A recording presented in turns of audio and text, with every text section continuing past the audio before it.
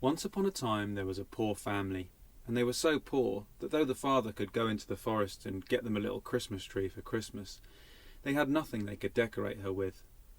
And the little girl of the family, she went to bed with a tear in her eye, trying to hide her disappointment from her mother and father, for she knew that they worked hard for her. But she had seen the great Christmas tree in the town square, and how resplendently it was decorated, and she had seen into the windows of the rich houses, and how nicely and prettily all their Christmas trees were got up. Now, she was in bed, and soon her parents were snoring by the fire, and the little Christmas tree, she decided to go and see if she could get a surprise for this family when they woke up on Christmas morning. This is what she did. She got out of her pot and she moved as quietly as she could out of the house and went into the forest. Now it was scary in the forest. There were wolves howling and owls hooting, but she believed in her mission, and so she bravely continued. Soon she came across some goblins, and the goblins were digging in the earth, and they were digging out precious gems and diamonds and such like. That's what goblins like to do, you know. And the Christmas tree, she went over to them and told them she was looking for things to decorate herself with. Well, goblins love to trade, and they liked the look of her needles because they could use them for sewing, for darning their socks and such like. And so it was agreed. She shook off lots of her needles for them, and in return they gave her lots of gems and precious stones.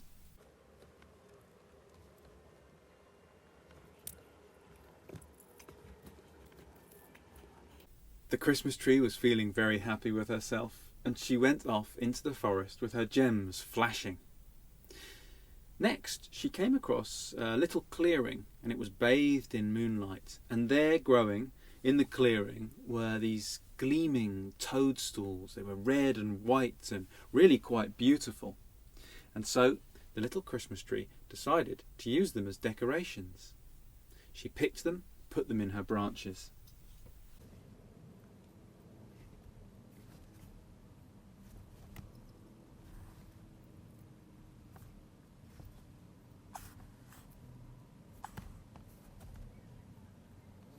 Now, the little Christmas tree was so busy decorating herself that she didn't notice that some wolves had come out of the forest and surrounded her.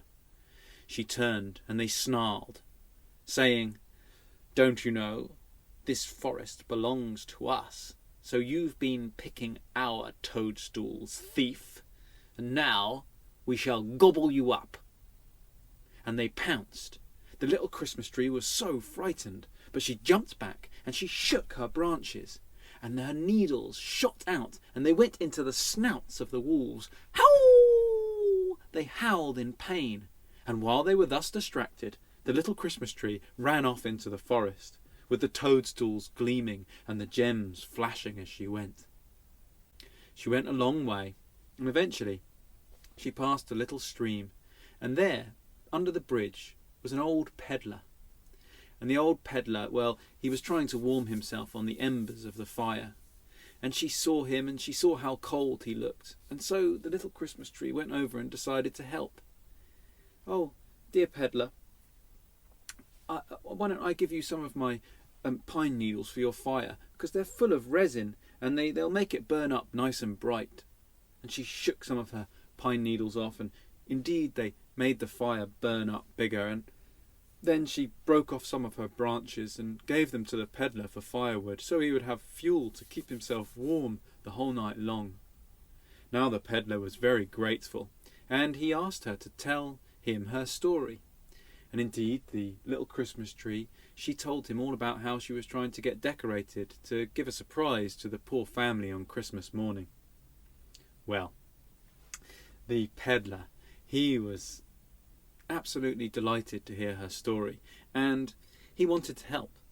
You know, he had been twisting some a thread together to make string, and he had made this very pretty string, and onto this string he put some holly and berries that he picked from a bush, and well, it made quite a nice decoration which he twisted around the Christmas tree.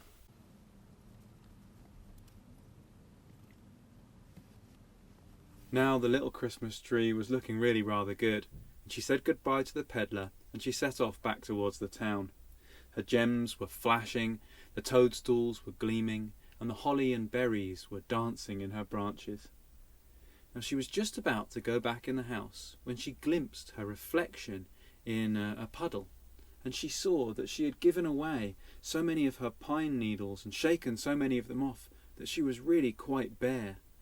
And now she felt dreadfully ashamed. She couldn't be a Christmas tree like this, no matter how well she was decorated.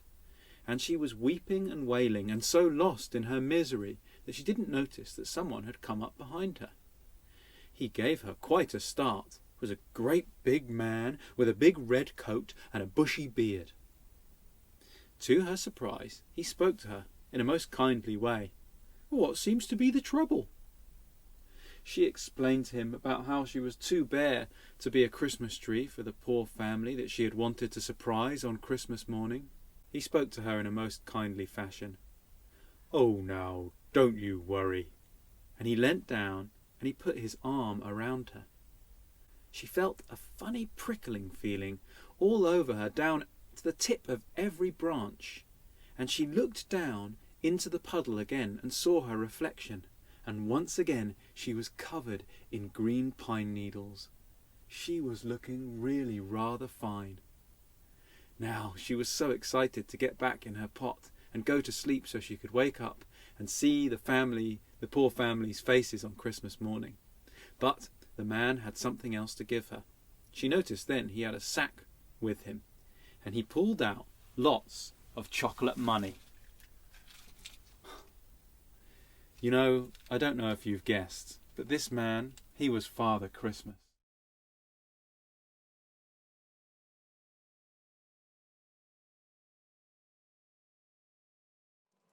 Now, with Father Christmas's help, she was looking better than she ever could have hoped, and she thanked him, and she tiptoed back into the house, with the gems flashing and the toadstools gleaming and the holly and berries dancing and the chocolate money shining gold in her branches, which were once again bursting and popping with pine needles.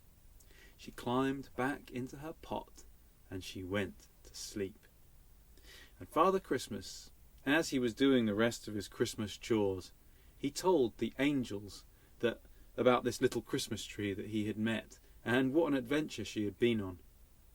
And the angels, they decided that surely she was the Queen of Christmas this year. And so they flew down in the night as she slept, and they brought a star to place on her head as a crown. So it was, when the poor family came downstairs on Christmas morning, they found the most surprising sight awaiting them. The little girl had to rub her eyes to check she wasn't still sleeping.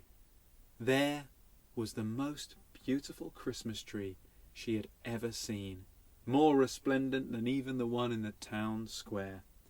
There were gems flashing, there were toadstools gleaming, there were holly and berries dancing, and there was golden chocolate money all through the branches for them to find and snack on all Christmas long.